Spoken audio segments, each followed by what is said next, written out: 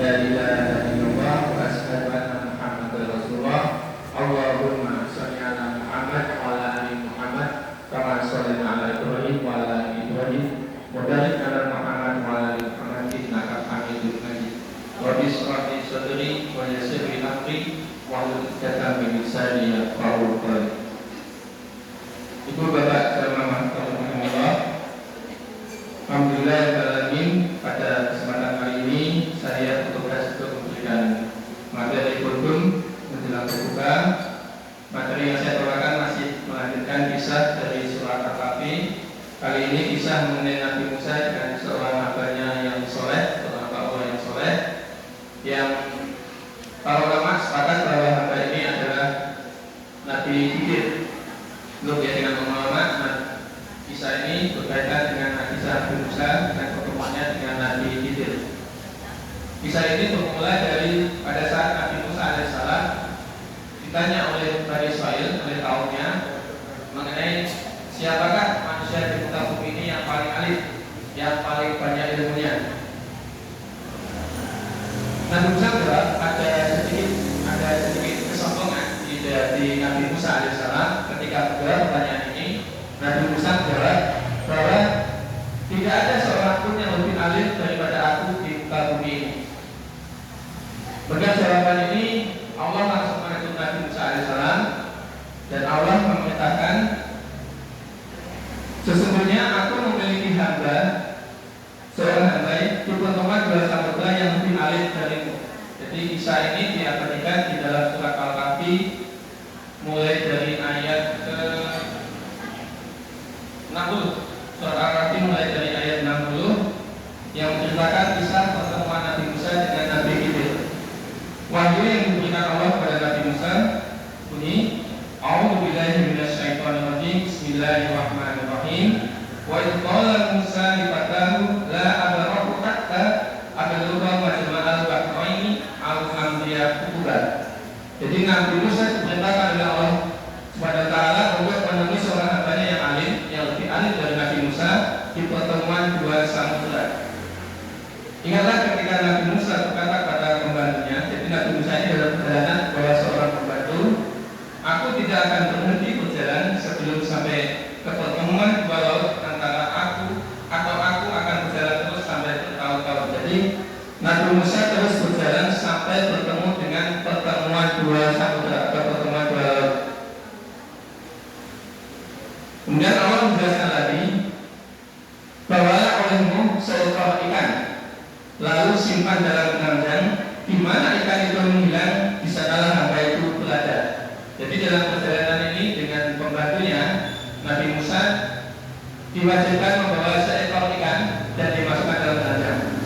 Jadi apabila ikan ini sudah jatuh atau hilang dari keranjang ini, maka disitulah nanti Nabi Musa akan bertemu dengan hamba Allah yang alim ini atau yang ini sebagai Nabi Khidir.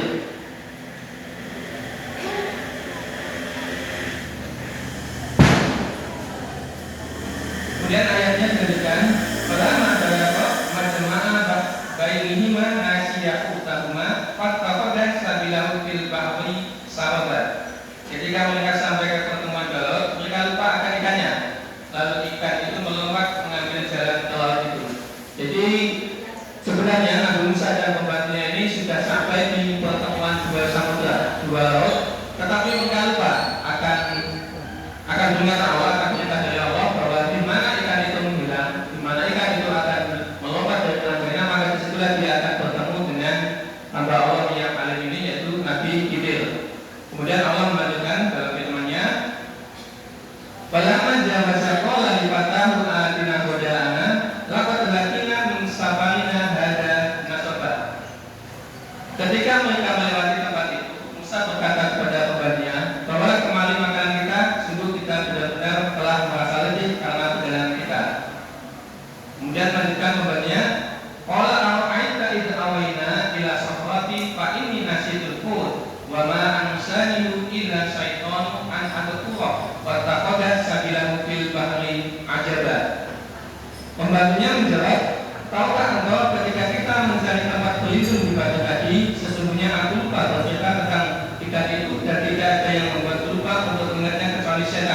itu mengambil jalannya ke laut dengan cara yang aneh. Qala dzalika ma kunna nabghi faqada'ala asalihima qasasa. Yang Musa berkata, itulah yang kita cari, lalu kemudian kembali dan menyusuri jejak mereka semula.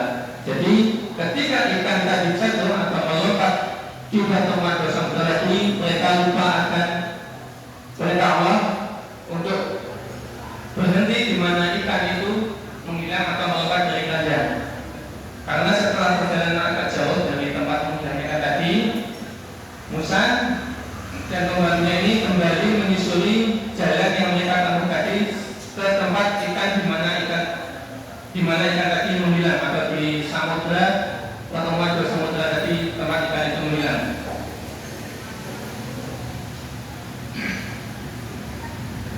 Allah berteman kembali. Ini dimulai kisah pertemuan Nabi Musa dengan Nabi Khidir alaihissalam dalam surat Al-Kahfi ayat 65. Fawajadna abdan min ibadina atainahu rahmatan min indina wa 'allamnahu min ladunna ilma. Setelah mereka kembali Nabi Musa ke tempat di mana ikan tadi menghilang, di mana ikan tadi melompat, Allah berfirman, lalu mereka berdua bertemu dengan seorang dari hamba-hamba kami yang telah kami anugerahi rahmat kepadanya dari sisi kami. Kami telah mengajarkan ilmu kepadanya dari sisi kami. Jadi Nabi Khidir ini diberi ujian oleh Allah SWT, diberi kemampuan oleh Allah SWT. Beliau mampu melihat kejadian sebelum itu terjadi. Jadi beliau ini mampu menakwilkan sebuah kejadian. Nabi Khidir ini mampu menakwilkan sebuah kejadian di mana kejadian itu belum akan terjadi. Artinya seperti contohnya di depan nanti ada apa, nanti Nabi Khidir mampu melihat setelah saya di depan nanti akan terjadi apa. Jadi Nabi Khidir mampu menampilkan apa yang telah akan terjadi sebelum kejadian itu akan benar-benar terjadi. Kejadian dengan izin dari Allah Subhanahu Wa Taala.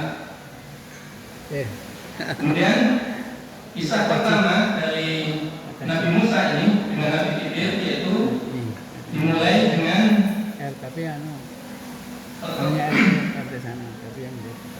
ada tiga peristiwa dari surat Al-Kahfi ini yang mengenai pertemuan Nabi Musa dan Nabi Khidir alaihissalam.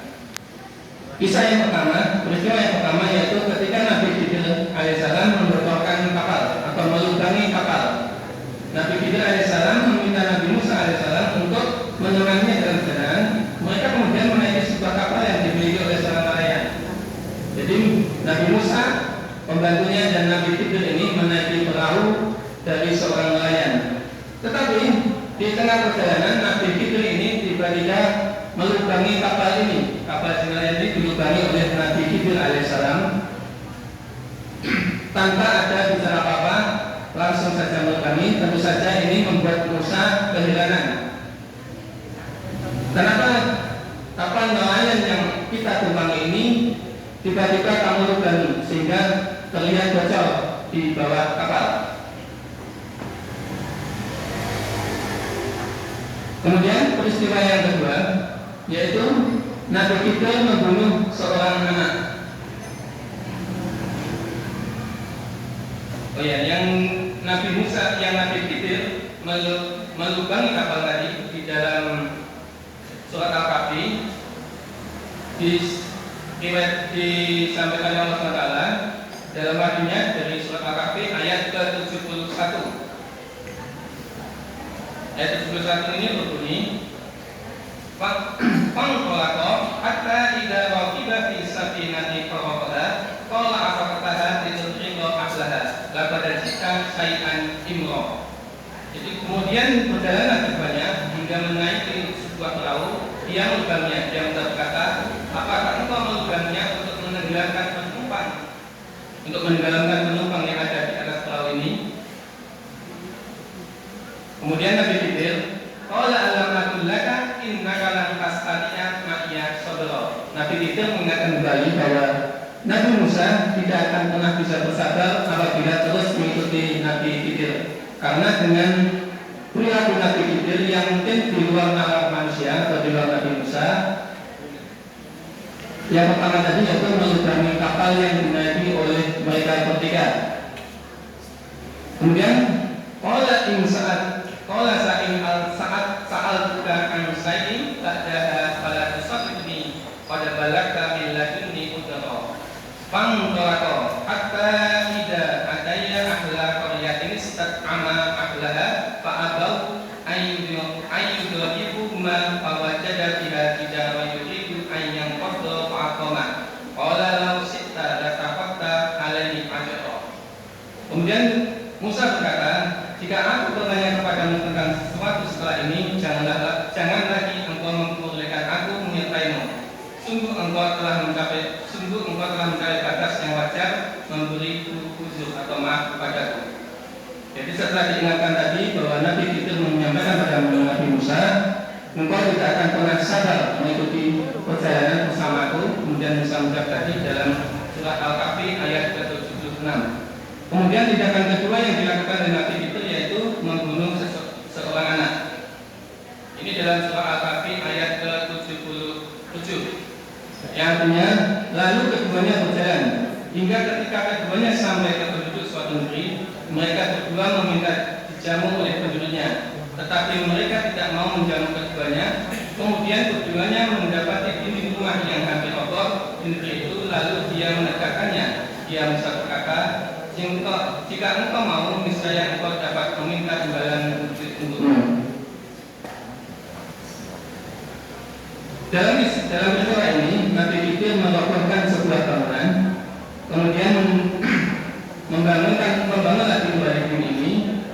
Jadi Nabi Khidir tiba di sebuah kota, kemudian di kota ini yang Nabi Khidir mendirikan sebuah dinding. Nabi Khidir meminta Nabi Musa alaihissalam untuk menunjukkan sebuah tempat di mana tempat itu Nabi Khidir membangun kembali dinding yang telah runtuh. Nabi Musa alaihissalam menjadi heran dan bertanya kepada Nabi Khidir alaihissalam kenapa melakukan hal tersebut. Kemudian Nabi Khidir menjawab, engkau tidak akan pernah sabar mengikutiku karena apa yang telah aku lakukan. Jadi Nabi Khidir tadi kan diberikan kemampuan oleh Allah SWT, mampu menaklukkan peristiwa sebelum peristiwa itu benar-benar terjadi. Kemudian dilanjutkan firman Allah SWT dalam surat Al-Kahfi tadi,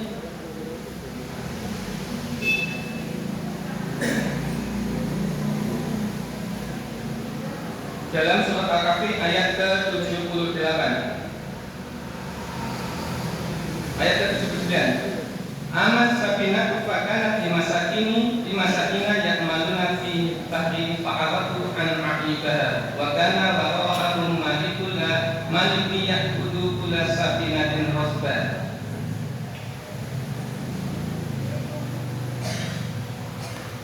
Kemudian Nabi Khidir berkata, ayat dalam berjelasan, ia berkata, inilah waktu kebesaran antara aku dan engkau, aku akan menunjukkan kepadamu makna sesuatu yang engkau tidak mampu bersabar terhadapnya. Jadi Nabi Musa dan Nabi Khidir tadi melakukan perjalanan dan menemui 3 peristiwa.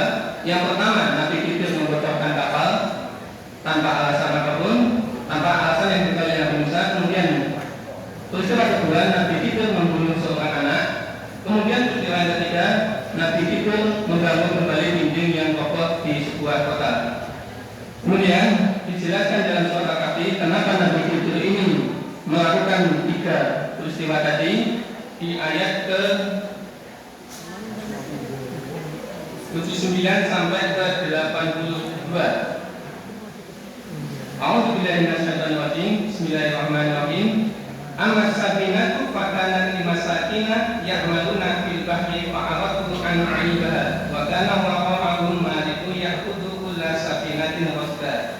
Kemudian ayat 80-nya, wa ammal gulamu fakana abawahu mu'minaini faqasina ayyuhibahuma tubyana wa kufra.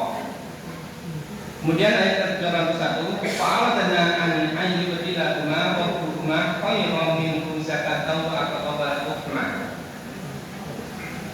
Penjelasannya dari Nabi Khidir kenapa melakukan peristiwa tadi di ayat ke-9, di mana perahu tadi dilubangi oleh Nabi Khidir. Dijelaskan oleh Allah SWT dalam firman-Nya, adapun